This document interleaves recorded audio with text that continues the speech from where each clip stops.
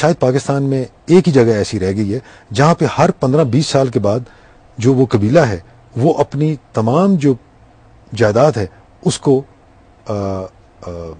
دوسروں میں تقسیم کر کے ایک سسٹم کے تحت اگر آپ کے پاس 100 کنال ہے تو ہو سکتا ہے نیکسٹ 15 سال میں آپ کے پاس 3 کنال رہ جائے. سو وہ ٹرن اوور کرتے ہیں. تو ان کا کہنا ہے جی کہ ہم تو پکے گھر نہیں بناتے, ہمیں تو 30-40 ہزار میں ہمارا گھر بن جاتا ہے. کہنے کا مقصد یہ ہے کہ 1,75,000 ایک بہت بڑی رقم نہیں ہے, لیکن دیہی علاقوں کے لیے یہ مناسب قیمت تھی. میں صرف سیفٹی پوائنٹ آف ویو سے میرے ذہن میں سوال تھا. جی, سیفٹی کو ذہن میں رکھ لیں تو اس گھر میں لکڑی, موجودہ پتھر, اور پتھر کے اوپر گیبین لگانی, اور اوپر ٹین کی چھت اور لکڑی کا فریم ہے. کیونکہ جو گھر پکی اینٹوں کے بنائے گئے یا پکے پتھروں کے بنائے گئے لیکن گیبین نہیں آیا, اور اس علاقے میں جب وہ گرے ایک پتھر نکل جانے سے پوری دیوار بیٹھ گئی. سو وہ ایسی ترکیب ان کو بتائی گئی ہیں جو آسان ہیں اور جن پہ عمل پیرا کرنے سے خرچ اخراجات میں بہت اضافہ نہیں ہوتا, لیکن سیفٹی مارجن بڑھ جاتا ہے. اور ان علاقوں میں جیسے اسلام آباد کا آپ نے ذکر کیا, جو بلڈنگز آلریڈی کھڑی ہیں ان کا کیا کریں گے؟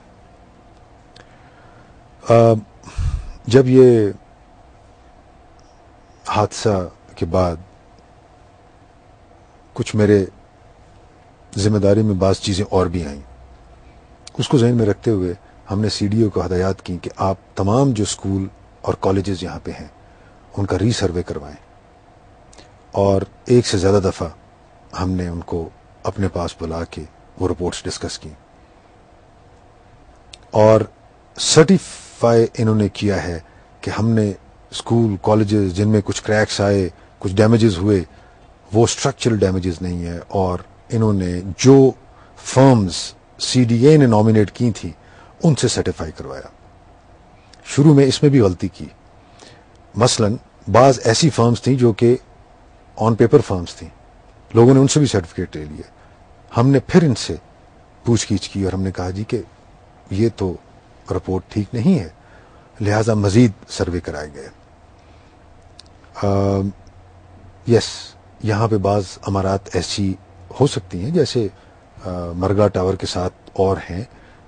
دیکھنا یہ ہے کہ کیا یہ اسلام آباد کے جو بلڈنگ کوڈز تھے, میں نئے کی بات فی الحال نہیں کر رہا, ان کے مطابق ہیں.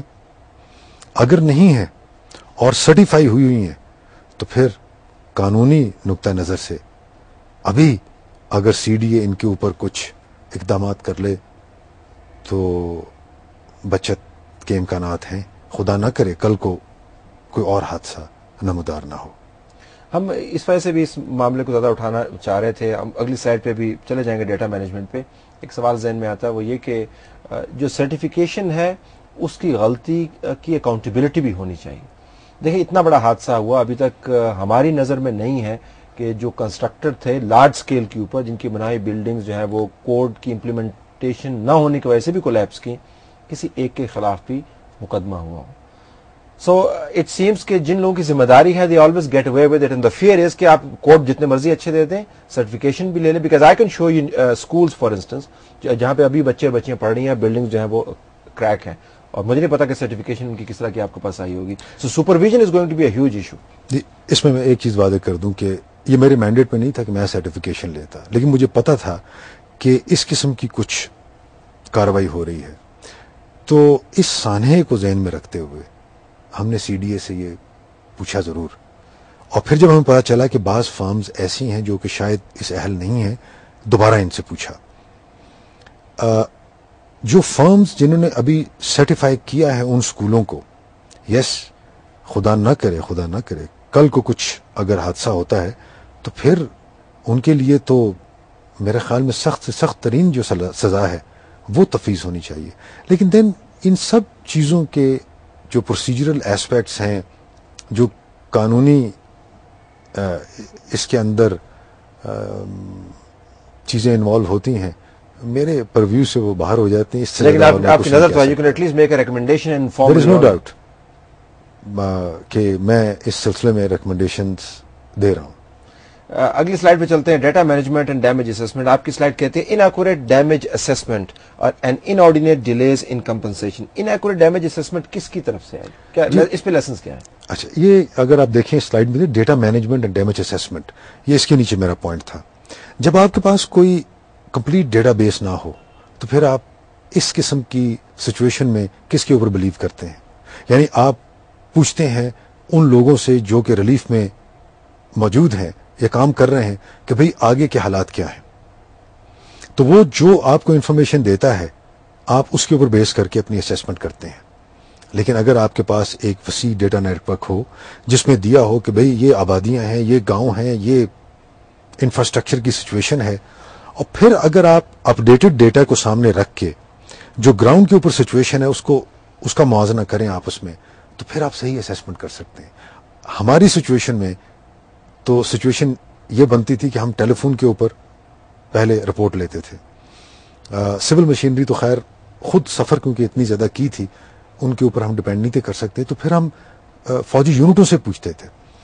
پھر کچھ دنوں کے بعد ہم نے ٹیمیں ایسی تیار کی جو لیپ ٹاپس کے ساتھ ہم نے آگے بھیجیں کہ جو یونٹوں کے پاس ڈیٹا ہے اس کو اپلوڈ کریں اور اپلوڈ کرنے کے بعد ہمیں یہاں پہ کریں. لیکن اس ساری کاروائی میں ٹائم کا ضیاع ہے کیونکہ آپ کے پاس ڈیٹا نہیں ہے.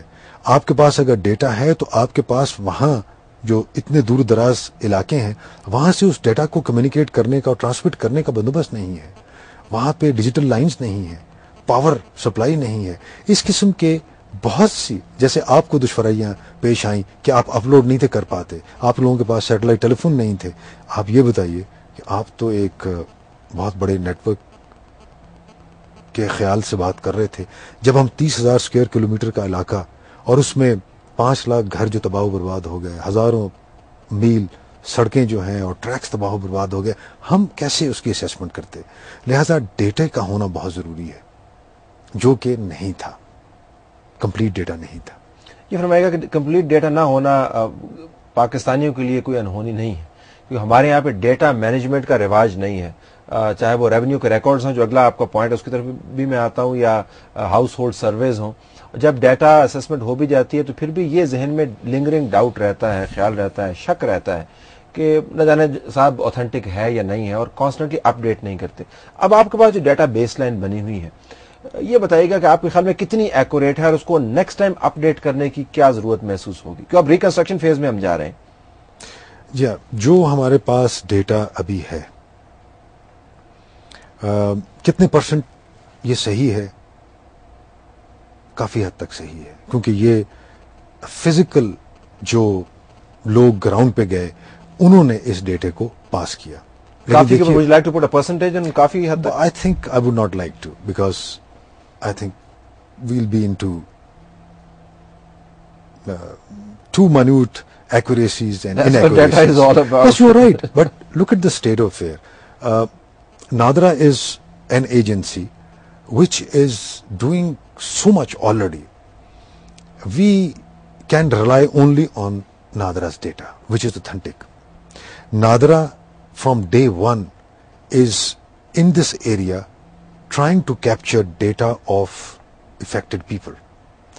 As of today, we have been able to capture data of 90,000 people living in the camps only. So therefore, when I'm saying that I would not like to put a percentage of accuracy, I'm saying it because the data may be accurate. How accurate, I don't have any means of telling. Unless